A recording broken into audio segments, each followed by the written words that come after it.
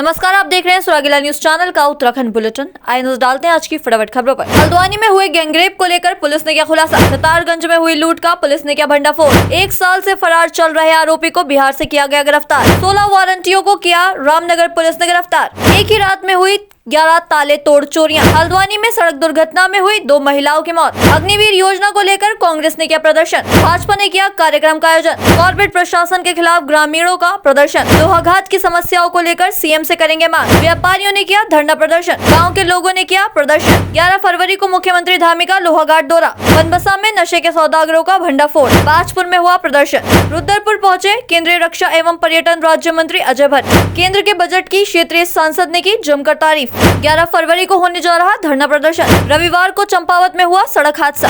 अब खबरें विस्तार से। हल्द्वानी में एक दिन पूर्व युवती द्वारा गैंगरेप किए जाने का आरोप लगाते हुए कोतवाली में मुकदमा लिखवाया गया था, जिसके बाद पुलिस महकमे में हड़कंप मच गया था। वहीं पुलिस ने तहरीर के आधार पर एफआईआर लिखकर जांच शुरू की तो मामला कुछ और ही निकला। दरअसल वरिष्ठ पुलिस अधीक्षक प्रहलाद नारायण मीणा ने आज मामले में जानकारी देते हुए कहा कि पुलिस जांच और युवती की पूछताछ के बाद मामला केवल छेड़खानी का निकला है, लिहाजा अब छेड़खानी के आरोप में मुकदमा दर्ज कर छेड़खानी करने वाले 2 युवकों को गिरफ्तार कर जेल भेज दिया गया है। संवाददाता दीपक अधिकारी की रिपोर्ट।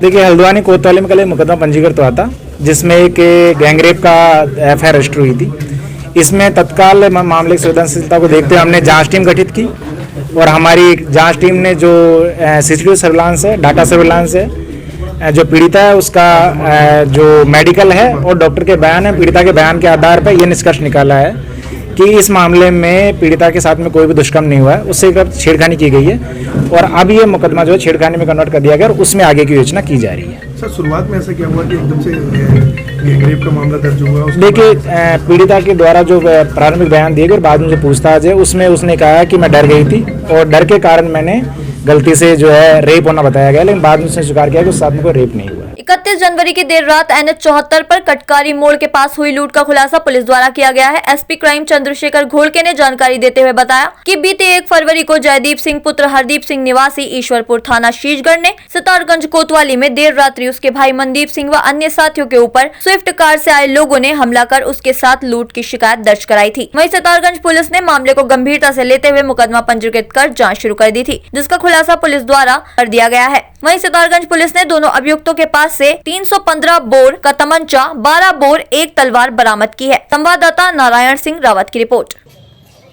दिनांक 1 फरवरी को हमें तहरीर प्राप्त हुई थी। 31 जनवरी को रात को श्री हरदीप सिंह इनके द्वारा ये बताया गया तहरीर में कि 31 जनवरी की रात को उनके भाई मनदीप सिंह के ऊपर जो है इनकी गाड़ी स्कूटी पे इनको गिरा के और इनके ऊपर जो है जानलेवा हमला किया है और लूट का इन पे प्रयास किया गया है।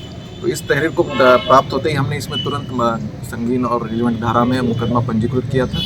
इसमें 5 नामजद तथा 3 अन्य के विरुद्ध ये तहरीर थी। इनकी मामले की गंभीरता को देखते हुए एसपी सिटी रुद्रपुर मनोज कत्याल के निकट पर्यवेक्षण में टीमों को गठित किया गया था। ओम प्रकाश सीओ सितारगंज और बिजवाल जो थानाध्यक्ष सितारगंज है, इनके द्वारा जो है इसमें लगातार कार्रवाई की जा रही थी और इसी का नतीजा ये हुआ है कि कल हमें जो है 2 अभियुक्त इसमें से हमने गिरफ्तार किए हैं। रामनगर कोतवाली पुलिस ने 1 साल से फरार चल रहे 40 लाख रुपए की ठगी के आरोपी को बिहार से गिरफ्तार कर लिया है। आपको बता दें, रामनगर कोतवाली पुलिस ने करीब 1 वर्ष पूर्व नगर के मोहल्ला गुलरघाटी निवासी जहीर अली की तहरीर पर ठगी करने का मामला पंजीकृत किया था, पर जब से मुकदमा दर्ज हुआ तब से आरोपी लगातार फरार चल रहा था। घटना के संबंध में कोतवाल अरुण कुमार सैनी ने बताया कि अनिल चौधरी निवासी बिहार को इस मामले में गठित पुलिस टीम द्वारा बिहार से गिरफ्तार कर लिया गया है। संवाददाता राजीव अग्रवाल की रिपोर्ट। देखिए, थाना रामनगर में पंजीकृत एफआईआर नंबर 23 जो वादी द्वारा इसमें 50 लोग थे करीब, उनको ठगा गया था। तो उस संबंध में थाना हाजा पर एक अभियोग पंजीकृत किया गया था और उसमें जो मुख्य आरोपी है वो आज हमारे द्वारा बिहार से गिरफ्तार किया गया है। हमारे द्वारा वहाँ टीम रवाना थी और वहाँ ट्रांजिट रिमांड पर आज लेकर रामनगर आए। अभियुक्त को माननीय न्यायालय पेश किया जा रहा है। अभियुक्त द्वारा लगभग 41 लाख रुपए की ठगी की गई थी और जो जिस अकाउंट्स में पैसा गया था उनकी डिटेल मंगाई जा रही है। उनके विरुद्ध भी आवश्यक वैधानिक कार्रवाई की जा रही है। सर, किस तरीके से ठगी की गई थी? देखिए, इसमें जो ठग था उसने एक मेल आईडी बनाई और मेल आईडी के थ्रू जो लेबर की आवश्यकता है, जो लेबर और काम करने वाले व्यक्ति जो बेरोजगार है उनको उसने टारगेट किया था और उन आईडी में उनको मर्ज करके उनसे पैसा लेके कि भाई आप लोगों को आगे आईडी बनानी है और इससे जो है आपको पैसा मिलता रहेगा, ऐसा उसने झांसा देकर ठगी की। रामनगर कोतवाली पुलिस ने वरिष्ठ पुलिस अधीक्षक प्रहलाद नारायण मीणा के निर्देशन पर विभिन्न मुकदमों में फरार चल रहे आरोपियों के खिलाफ अभियान चलाते हुए 1 दर्जन से अधिक वारंटी को गिरफ्तार करते हुए उन्हें कोर्ट में पेश करने की कार्रवाई की है। संवाददाता राजीव अग्रवाल की रिपोर्ट। देखिए, वरिष्ठ पुलिस अधीक्षक नैनीताल के निर्देशन में एक ये अभियान चलाया गया था। इस अभियान में हमारे द्वारा विभिन्न कोर्टों से जो NMW जारी किए गए हैं, विभिन्न सेक्शंस में जो वांछित थे, हमारे द्वारा अभियान चलाकर पुलिस टीम द्वारा कुल 16 मुलजिमों को गिरफ्तार किया गया है, जिनको माननीय न्यायालय पेश किया जा रहा है। रविवार की देर रात रामनगर विकास खंड क्षेत्र के अंतर्गत ग्राम छोई क्षेत्र में अज्ञात चोरों ने 3 स्थानों पर 11 ताले तोड़ अलग अलग चोरी करते हुए जहां एक और पुलिस के सुरक्षा दावों की पूरी तरह पोल खोल दी है, तो वहीं ग्रामीणों ने भी अब पुलिस की कार्यप्रणाली के प्रति रोष व्यक्त किया है। संवाददाता राजीव अग्रवाल की रिपोर्ट।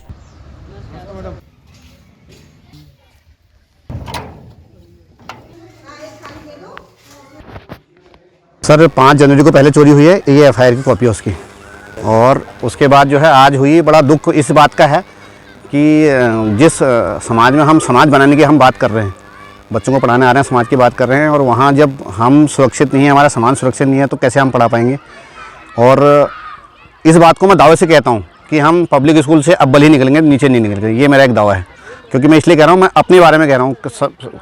स्कूल कई सारे होंगे, गवर्नमेंट स्कूल में कई कमियां भी होती हैं, हम ये मानते हैं, लेकिन जो हमारा पढ़ाने का स्टैंडर्ड है, मैं अभी आपको कॉपियाँ भी दिखाऊंगा, हम किस इस तरह पढ़ाई कर रहे हैं। 9 ताले टूटे हैं, एक नहीं, 1 2 नहीं, 9 ताले टूटे हैं। और जो चोर है वो ये दिखाना चाह रहा है, मुझे ऐसा लग रहा है कि मैं ऐसा भी कर सकता हूँ, मतलब चैलेंज। एक अभी तक तो अभी सिलेंडर हमारे एक चोरी हुआ है, कुछ हमारे रिकॉर्ड गायब हुए हैं। पड़ाव है हेडपम्प के, वहाँ पे हमारे नीचे छोटी सी एक दुकान है, उसमें कुछ कैश, थोड़ा चॉकलेट वगैरह, बीड़ी वगैरह, ये सब चोरी हो रखा है। कल रात होगा अनुमान 500-600 रुपये था, ज़्यादा था, बाकी कैश तो हम ले ही जाते हैं।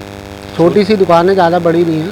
देखिए, अभी इस संबंध में सूचना मिली है और तहरीर मिलने के बाद उसमें आवश्यक वैधानिक कार्रवाई हमारे द्वारा की जाएगी। हल्द्वानी में शादी समारोह में शामिल होने जा रही नंद भाभी की स्कूटी को कल देर रात एक ट्रक ने टक्कर मार दी। इस हादसे में दोनों महिलाओं की मौके पर ही मौत हो गई। वहीं सूचना पर पहुंची पुलिस से शवों को कब्जे में लेकर पंचनामा भर पोस्टमार्टम के लिए भेज दिया है। संवाददाता दीपक अधिकारी की रिपोर्ट।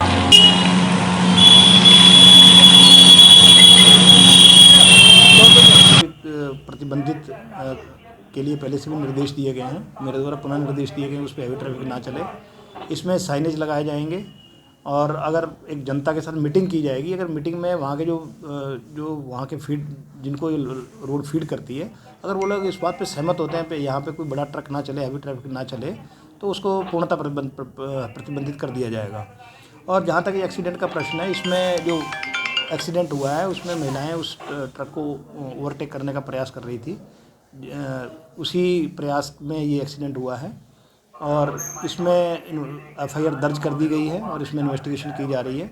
इन्वेस्टिगेशन में जो भी तथ्य सामने आएंगे उसके अनुसार कार्रवाई की जाएगी। हल्द्वानी में यूथ कांग्रेस द्वारा आगामी 7 फरवरी को अग्निवीर योजना के खिलाफ एक बड़ा कार्यक्रम आयोजित किया जा रहा है। आपको बता दें, यूथ कांग्रेस के प्रदेश अध्यक्ष सुमित्रा भुल्लर ने स्वराज आश्रम में प्रेस वार्ता करते हुए कहा कि जिस तरह केंद्र सरकार ने सेवा में जाने वाले युवाओं के साथ छल किया है, उसको लेकर अब कांग्रेस युवाओं के बीच जा रही है। संवाददाता दीपक अधिकारी की रिपोर्ट। नाम पर जो ठगा गया है, जो उनके भविष्य को खराब किया गया है, उस मुद्दों जिस दिन से ये योजना लॉन्च हुई, उस दिन से कांग्रेस पार्टी देश के युवाओं की भावनाओं का सम्मान करते हुए देश के युवाओं के साथ है। हमने उस दिन भी विरोध किया था, हम आज भी विरोध करते हैं और हमने वादा भी किया है। हमारे नेता आदरणीय राहुल गांधी जी ने इसी मामले को लेकर के जय जवान एक मुहिम भी लॉन्च करी है और इसी मुहिम के तहत एक संवाद कार्यक्रम में हिस्सा लेने के लिए, उत्तराखंड के युवाओं की भावनाओं को जानने के लिए हमारे खड़गे आदरणीय जो राष्ट्रीय अध्यक्ष मल्लिकार्जुन खड़गे जी, उनके जो पॉलिटिकल एडवाइजर है गुरदीप छप्पल जी, और जो रोहित चौधरी जी जो एक्स सर्विसमैन कांग्रेस के जो हमारे प्रेसिडेंट है, वो यहाँ पर आ रहे हैं। और हमारी योजना है कि हम जो युवाओं के दर्द है, इनके दर्द को हमने पहले भी समझा था, इनके दर्द को कैसे हम लोगों के बीच में रख सकें और कैसे इनकी समस्याओं के समाधान की तरफ बढ़ सके, इस चर्चा के लिए हम लोगों ने परसों 7 तारीख को यहाँ हल्द्वानी में एक इवेंट ऑर्गेनाइज करने जा रहे हैं। देश भर के युवा इसमें सहभागिता करेंगे और जिस तरीके से मोदी जी युवाओं को अपने मन की बात सुनाते हैं, उसके बजाय हम लोग युवाओं के मन की बात को सुनने का काम करेंगे। जिस तरीके से युवाओं के साथ लगातार उत्पीड़न देश की सरकार और प्रदेश की सरकार कर रही है, उसके खिलाफ हम लोग बुगुल बजा रहे हैं और लगातार युवाओं के हित में हम लोग लगातार लड़ाई को लड़ने का काम काम करेंगे। भारतीय जनता पार्टी आगामी लोकसभा चुनाव की तैयारी पर है। आपको बता दें, भाजपा द्वारा लोगों को एकजुट करने के लिए तरह तरह के कार्यक्रम किए जा रहे हैं। इसी क्रम में जनपद उधम सिंह नगर के जसपुर में जिला महामंत्री मोहन बिष्ट के नेतृत्व में ब्लॉक सभागार में भारतीय जनता पार्टी द्वारा गाँव चलो अभियान की शुरुआत की गयी, जिसमें भाजपा के बूथ स्थल से लेकर समस्त कार्यकर्ता मौजूद रहे। इस दौरान कार्यकर्ताओं को गाँव चलो अभियान के बारे में जानकारी दी गयी। संवाददाता दीपक चौहान की रिपोर्ट।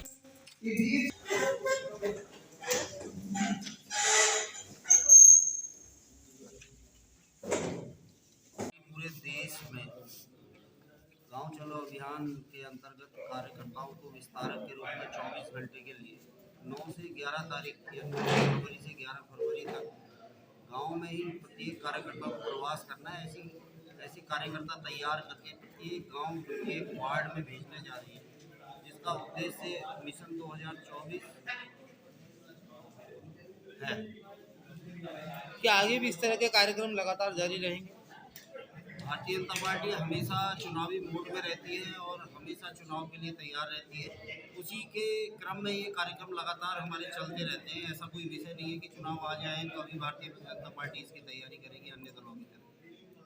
गाँव चलो अभियान भारतीय जनता पार्टी ने कार्यक्रम का नाम दिया है और जिसके माध्यम से हम लोग गाँव पहुँचकर लोगों की समस्या और उनको जो सुविधाएं प्राप्त हुई हैं उनके बारे में जानकारी लेंगे और सभी तीर्थ स्थलों के दर्शन करने का हमारा एक कार्यक्रम है इस गांव चलो अभियान के तहत।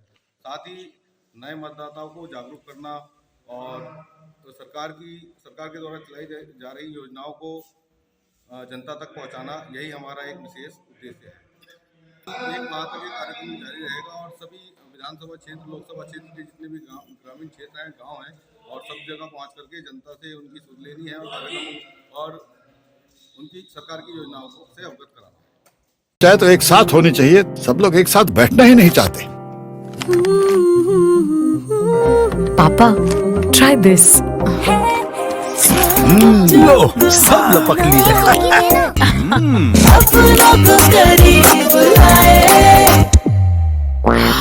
ये क्या हाल कर दिया है रूम का? बस कल से चाय मेरे रूम में। देवर पान नमकीन। रामनगर में कॉर्पोरेट प्रशासन के खिलाफ ग्रामीणों ने प्रदर्शन किया। आपको बता दें कि रामनगर में आसपास के ग्रामीण क्षेत्रों में पिछले लंबे समय से बाघ का आतंक बना हुआ है। तो वहीं ग्रामीण जिम्मेदार अधिकारियों से वन्य जीवों के आतंक से निजात दिलाने की मांग को लेकर आंदोलन की राह पर हैं। पिछले कई दिनों से ग्राम सावलदे, हाथीडगर, ढेला, मालधन चौड़ के अलावा कई ग्रामीण इलाकों में बाघ की दहशत बनी हुई है। संवाददाता राजीव अग्रवाल की रिपोर्ट। टीम है अभी पूरा जो कॉर्पोरेट प्रशासन के निकम्मेपन के कारण पूरा जनजीवन अस्त व्यस्त हो रहा है, पर्यटकों को परेशानी हो रही है और उनने अपने वादे के अनुसार उनने 4 दिन का समय मांगा था। वो 4 दिन में भी बाघ को नहीं पकड़ पाए, आदमखोर बाघ को नहीं पकड़ पाए और ये बड़ा दुर्भाग्य है कि इस संबंध में उन्होंने कोई विमर्श भी नहीं किया, कोई यहाँ पर बताने की कोशिश भी नहीं करी। डायरेक्टर नज़ारत हैं, डिप्टी डायरेक्टर नज़ारत हैं, जिनके कारण ये प्रॉब्लम पैदा हो रही है, समस्या विकराल होती जा रही है। अभी एसडीओ ने कालागढ़ ने बताया कि हम 2 दिन के अंदर अंदर बाघ को पकड़ लेंगे। पुलिस प्रशासन ने भी बताया, तो हम लोगों ने कहा हम 2 दिन के 3 दिन दे देते हैं, लेकिन क्या गारंटी है कि फिर आप 2-3 दिन में पकड़ लेंगे? 1 महीने से आप लगातार कर रहे हैं। तो यदि यहीं पर यही निर्णय हो रहा है सब लोगों का कि यदि 3 दिन के अंदर नहीं पकड़ेंगे तो हम लोग फिर बैठेंगे और ज़रूरत पड़ी तो कॉर्पोरेट पार्क के सारे जो गेट हैं, धनगढ़ी है, बिजरानी है, जितने भी गेट हैं वो सब करने को बाध्य होंगे और इसके लिए केवल और केवल यहाँ का कॉर्पोरेट टाइगर रिजर्व का डायरेक्टर और यहाँ के डिप्टी डायरेक्टर जिम्मेदार होंगे। ये जो जिनके कारण ये पूरे क्षेत्र के अंदर अशांति फैल रही है वो इसकी जिम्मेदार होंगे। आगामी 11 फरवरी को मुख्यमंत्री पुष्कर सिंह धामी के लोहाघाट दौरे को लेकर आज निवर्तमान पालिका अध्यक्ष लोहाघाट गोविंद वर्मा के द्वारा नगर के गणमान्य नागरिकों, विभिन्न दलों के जनप्रतिनिधियों व आम नागरिकों की बैठक रखी गई। आपको बता दें, बैठक में नगर की प्रमुख समस्याओं को चिन्हित कर उनके समाधान की मांग मुख्यमंत्री से करने पर चर्चा की गई है। संवाददाता लक्ष्मण सिंह बिष्ट की रिपोर्ट। जो आदरणीय यशस्वी मुख्यमंत्री जी का जो प्रस्तावित दौरा है 11 तारीख का, उसके लेकर पूरे नगर में और पूरे नगर से लगे हुए पूरी विधानसभा के अंदर एक उत्साह का माहौल बना हुआ है।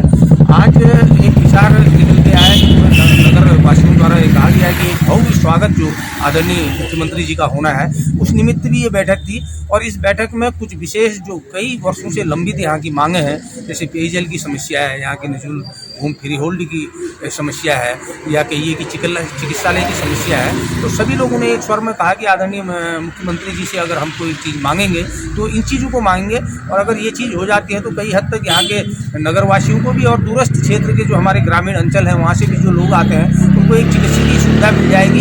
यहाँ की सम्रांत जनता को धन्यवाद देना चाहूँगा। इस ठंडे के मौसम में भी आप लोग इस कार्यक्रम की जो भी यहाँ की प्रमुख समस्याएं हैं उन समस्याओं के निदान हेतु इस मीटिंग में आए, और मैं माननीय मुख्यमंत्री जी के जो संभावित दौरा है उसको देखते हुए यहाँ के लोगों में काफ़ी उत्सुकता है, काफ़ी जोश है, और मातृशक्ति में भी काफ़ी जोश है माननीय मुख्यमंत्री जी के स्वागत के लिए, और जो यहाँ की मूलभूत समस्याएं हैं उनके समाधान के लिए माननीय मुख्यमंत्री जी को ज्ञापन देने के लिए जो 3 प्रमुख मांगें प्रमुखता से रखी गई, उसमें पेयजल, स्वास्थ्य और भूमि का मामला है। और मैं कल को जिलाधिकारी महोदय के साथ मिलकर के इन तीनों मुद्दों को विस्तारपूर्वक चर्चा की जाएगी। गड्ढे भरने की मांग को लेकर व्यापारियों द्वारा पीडब्ल्यूडी के खिलाफ प्रदर्शन किया जा रहा है। लोहाघाट खेती खान रोड में वीर कालू सिंह चौराहा से कोली ढेक पुल तक सड़क में हो रहे गड्ढों को भरने की मांग को लेकर सोमवार को व्यापारी अशोक घरकोटी के नेतृत्व में व्यापारियों ने पीडब्ल्यूडी लोहाघाट के खिलाफ प्रदर्शन करते हुए गड्ढों को भरे जाने की मांग रखी। संवाददाता लक्ष्मण बिष्ट की रिपोर्ट।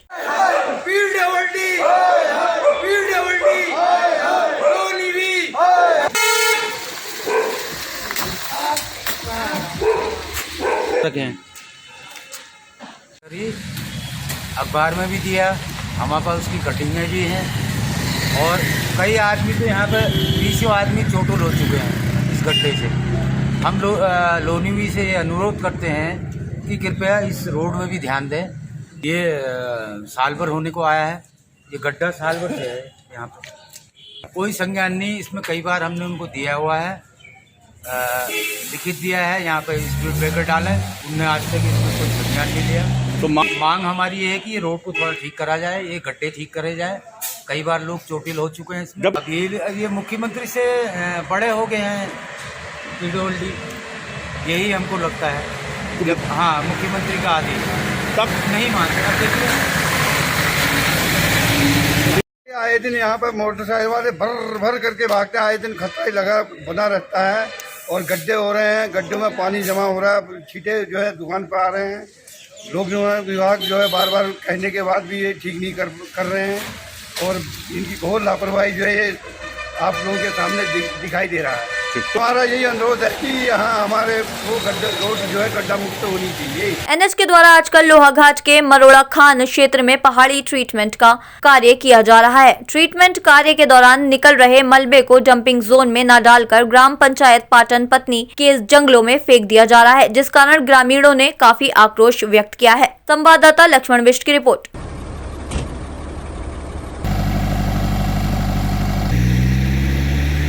मरोड़ा खान से बापू तक का पहाड़ी ट्रीटमेंट का काम जो किया जा रहा है, इसके द्वारा जो इसमें जो मिट्टी मलबा जो भी निकल रहा है, एनएच और कार्यदायी संस्था द्वारा जो है इसको वन पंचायत पाटन पाटनी में के पास जो है नर्सरी के नीचे डंपिंग जोन नहीं है वो उसमें डाला जा रहा है, और उससे जो है देवदार, बांस, बुरांस जो उनके जो छोटे छोटे पेड़ पौधे हैं वो सब उस मिट्टी से दब चुके हैं। इससे जो है हमारे पानी का स्रोत है, नीचे पानी का स्रोत भी इससे जो है हमारा प्रभावित हो रहा है, और जो है ये सीधे सीधे एनजीटी और पर्यावरण के विरुद्ध ये लोग कार्रवाई कर रहे हैं। इसमें कार्यदायी संस्था के द्वारा और एनएच के द्वारा जो है वहाँ जो है मलबा और मिट्टी फेंकी जा रही है, और जो है एनजीटी और पर्यावरण के जो नियम है उनकी धज्जियां उड़ाई जा रही है। तो मैं प्रशासन से अनुरोध करूंगा कि अभी हम इसकी जो है शिकायत माननीय डीएम साहब के बाद इसकी जो है हम प्रार्थना पत्र लेके जा रहे हैं, तो मैं प्रशासन से यही अनुरोध करूंगा कि इनके खिलाफ सख्त से सख्त कार्रवाई एनजीटी और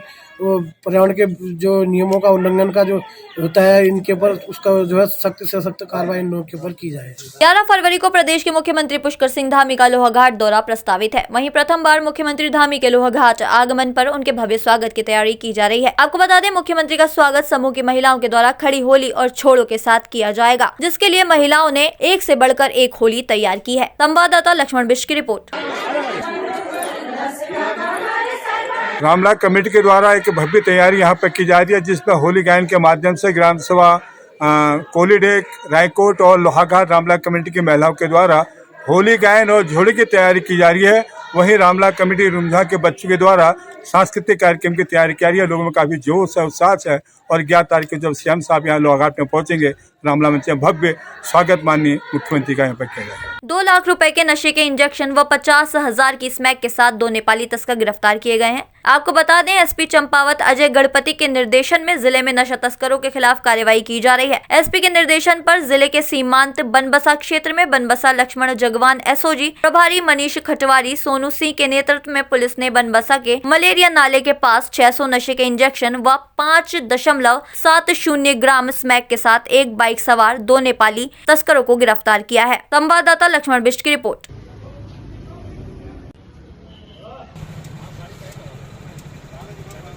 जनपद चंपावत पुलिस के जो मादक पदार्थ और नशीली पदार्थों के अगेंस्ट में जो कार्रवाई है, ड्रग फ्री देवभूमि उत्तराखंड 2025 मिशन के तहत उसी के क्रम में कल बनबसा थाने की टीम और एसओजी की टीम इनके संयुक्त चेकिंग के दौरान 2 व्यक्ति जिनका नाम है राहुल सुनम और सूर्य विक्रम शाह, दोनों कंचनपुर नेपाल के रहने वाले हैं।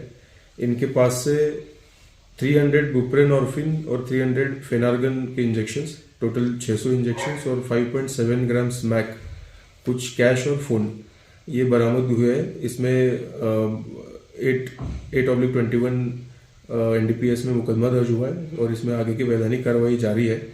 प्राइमरी इंट्रोगेशन में इन्होंने ये बताया कि ये पीलीभीत से ये जो नशीली चीज़ें हैं ये इसका नेपाल की तरफ लेके जा रहे थे बनबसा बॉर्डर के थ्रू। ग्रामीणों ने ग्राम प्रधान पर अनदेखी का आरोप लगाया है। आपको बता दें, उधम सिंह नगर के बाजपुर में पानी की निकासी न होने के चलते आक्रोशित ग्रामीणों ने ग्राम प्रधान के खिलाफ मोर्चा खोल दिया है। दर्जनों की संख्या में घरों से निकल ग्रामीणों ने सड़क पर उतर आए हैं और ग्राम प्रधान के खिलाफ जमकर नारेबाजी व प्रदर्शन कर रहे हैं। संवाददाता लवकुश श्रीवास्तव की रिपोर्ट।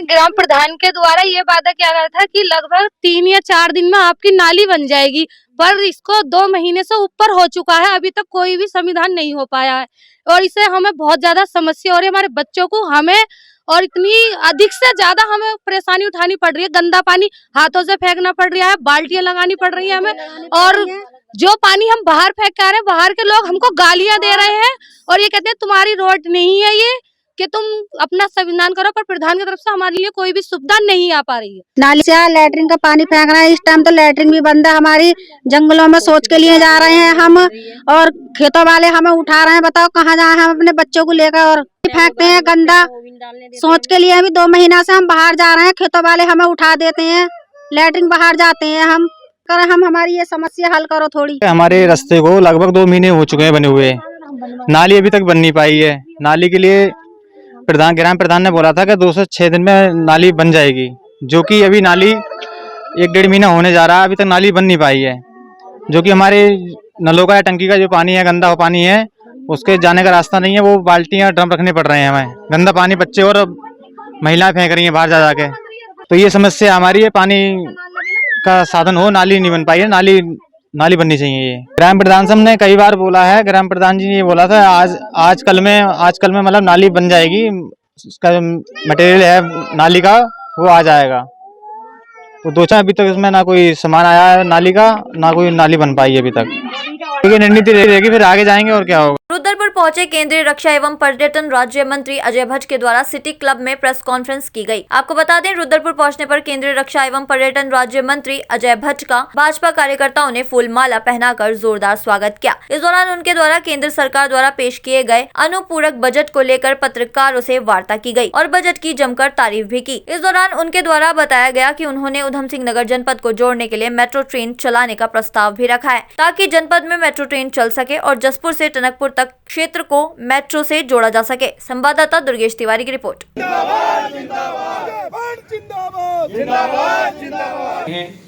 और रामलला विराजमान हो चुके हैं और सौहार्दपूर्ण जो 23-24 का बजट उत्तराखंड के लिए दिया गया था, उसमें बहुत बड़ी बढ़ोतरी कर दी। ये समझिए लगभग 1000 करोड़ रुपए की बढ़ोतरी कर दी है और नई जो हमारे कार्यक्रम इस समय देश में चल रहे हैं वो कार्यक्रमों को करने में यहाँ सुविधा रहेगी। और पूरा बजट तो बाद में जुलाई में आएगा। आपको ये हमारी वित्त मंत्री जी ने भी इस समय संसद में कहा है। लेकिन हमने अनुपूरक बजट में भी उत्तराखंड को नहीं छोड़ा, अछूता नहीं रखा है। बहुत बड़ा अमाउंट दे दिया है। चाहे तो एक साथ होनी चाहिए, सब लोग एक साथ बैठना ही नहीं चाहते। पापा ट्राई दिस। लो सब लपक लिए।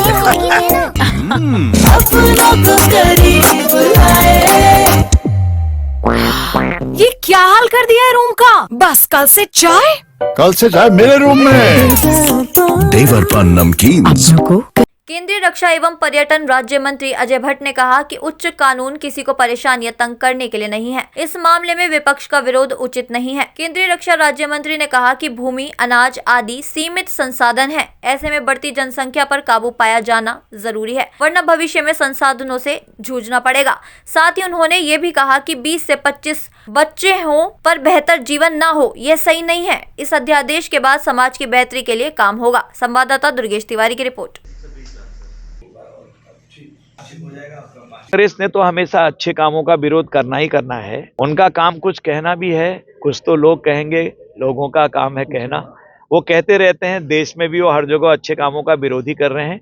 ये किसी को परेशान या तंग करने के लिए नहीं है, बल्कि देखिए हमारे पास संसाधन सीमित हैं, जमीन सीमित है, अनाज सीमित पैदा हो रहा है और उस पर मकान सीमित बने हुए हैं। पानी के जितने भी हमारे जमीन के अंदर के सोर्स हैं, स्रोत यानी कि वो भी सीमित हैं। अनाज जो पैदा होगा इसी भूमि से होगा, उसमें मकान लगने लग गए, वो तो सीमित से भी कम होने लग गए हैं। जंगल सीमित हैं, तो जनसंख्या बेतहाशा बढ़ेगी तो कहाँ जाएगी? पूरा विश्व चिंतित है इसके लिए। अगर सब बराबर रहें, सुखी रहें, हमें बच्चे ज़्यादा होने के बजाय वो जो जितना छोटा परिवार है, इंजीनियर बने, वैज्ञानिक बने, डॉक्टर बने, आर्मी ऑफिसर बने, पुलिस के अधिकारी बने, जज बने, एडवोकेट बने, या समाज में जितनी भी हमारी अच्छी सर्विसेज हैं उनमें जाएं, नाम कमाएं, IRS बने हैं और IFS बने, जितने भी हैं पुलिस के अधिकारी बने, वो अच्छा रहेगा बजाय इसके कि तुम बच्चों को हमारे हो तो जाए 20-20, 25-25, 30-30 बच्चे हों और उसके बाद हम उनको बेहतर जीवन न दे सकें। ये अच्छी बात नहीं है। बच्चों की बेहतरी के लिए काम हो, ये इसके पीछे उद्देश्य है मेरे अंदाज से। अब कोई इसके माने कुछ भी निकाल ले, उसके लिए क्या किया जा सकता है? मैंने पहले ही कह दिया है, कुछ तो लोग कहेंगे, लोगों का काम है कहना। ये तो कहते रहते हैं और इसीलिए आज दुर्गति भी हो रही है, रसातल में जा रहे हैं। आज रविवार को शिक्षक भवन लोहाघाट में बैठक संपन्न हुई, जिसमें 11 फरवरी को धरना प्रदर्शन का निर्णय लिया गया है। आपको बता दें, राष्ट्रीय आंदोलन के जिला अध्यक्ष गोविंद सिंह मेहता की अध्यक्षता एवं प्रकाश तगाड़ी के संचालन में बैठक आहूत की गई, जिसमें सर्वसम्मति से 11 फरवरी 2024 को जिला चंपावत के कलेक्टर परिसर में प्रांतीय नेतृत्व के आह्वान पर धरना प्रदर्शन आयोजित किया जाना है। इस कार्यक्रम में सभी वक्ताओं ने एक स्वर में कहा कि उन्हें कार्यक्रम को सफल बनाने के लिए एक घर घर जाकर प्रचार एवं प्रसार करना पड़ेगा। संवाददाता लक्ष्मण विष्ट की रिपोर्ट। आज शिक्षक सभागार में NOPS की जिला स्तरीय हमारी बैठक हुई और हम सब लोगों ने, सभी संगठन के सभी मान्यता प्राप्त संगठनों ने यह निर्णय लिया है कि 11 तारीख को जिला कलेक्ट्रेट पे हमारा धरना प्रदर्शन रहेगा पुरानी पेंशन बहाली हेतु। मैं सभी संगठनों के सम्मानित सदस्यों से, सभी NPS साथियों से निवेदन करूंगा कि अधिक से अधिक संख्या में 10 बजे कलेक्ट्रेट भवन जिला चंपावत में पहुंचकर इस कार्यक्रम को सफल बनाने में अपनी भूमिका अदा करें। रविवार को चंपावत लोहाघाट के पुनीता पेट्रोल पंप के पास स्कूटी और बाइक की जोरदार टक्कर हो गई। आपको बता दें, इस दुर्घटना में स्कूटी सवार दीपक चतुर्वेदी निवासी लोहाघाट गंभीर रूप से घायल हो गए। जहां घायल को सड़क पर पड़ा देख लोहाघाट के फायर कर्मी सुनील जोशी और क्षेत्र पंचायत सदस्य पंडित मदन के द्वारा लोहाघाट उप जिला चिकित्सालय पहुंचाया गया, जिसके बाद गंभीर चोटें आने के कारण उन्हें हायर सेंटर रेफर कर दिया गया। संवाददाता लक्ष्मण बिष्ट की रिपोर्ट। एक तो अभी गंभीर है, उसके ऊपर फ्रैक्चर आया है, अभी उसे DH चंपावत के लिए रेफर कर रहे हैं। बाकी दो की स्थिति ठीक है। अभी मैं ये जो इधर पर से मेरे को सूचना दी, मैं ऊपर से जल्दी आया, फिर इनको जो है फिर गाड़ी में तब तक लोगों ने इसमें गाड़ी में इनको जुटा दिया था हॉस्पिटल के लिए। और इसमें गलती ये है कि स्कूटी वाला अपनी पूरी साइड में यहाँ कट चुका हुआ था, तो बाइक वाले बड़ी स्पीड में थे, तो बाइक वालों ने जो है स्कूटी वाले को टक्कर मारी, जिससे कि उसके पाँव में और सिर में जो है चोट आ गई है। तो पुलिस को अभी थाने में सूचना दी गई है, थाने से हॉस्पिटल में जा रहे हैं अभी, और कार्रवाई की जाएगी उसमें, जो भी कार्रवाई होगी। आज के लिए बस इतना ही। ऐसी ही अन्य खबरों के लिए जुड़े रहें सुरागीलाल न्यूज चैनल के साथ। धन्यवाद।